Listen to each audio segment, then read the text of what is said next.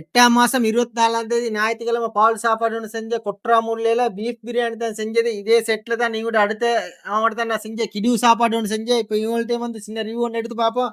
மாப்பிள்ளைக்கு அவங்களோட ஃப்ரெண்ட்ஸ் மாதிரி இருக்குது, எப்படி இருக்குதுன்னு சொல்லி கேட்டுப்பாங்க. ஆஜர் சாவலைக்கு முறத்து வரக்காத்து எங்கட வெட்டிங் தாய் ஒரு செஞ்ச சாப்பாடு 120 சான் செஞ்ச சாப்பாடு அல்ஹம்துலில்லாஹ் 130 சான் வர வந்துச்சு.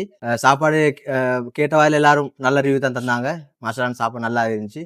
இந்த வீடியோ பார்க்குற ஆட்கள் எல்லாம் இவருக்கு ஆர்டர் கொடுங்க.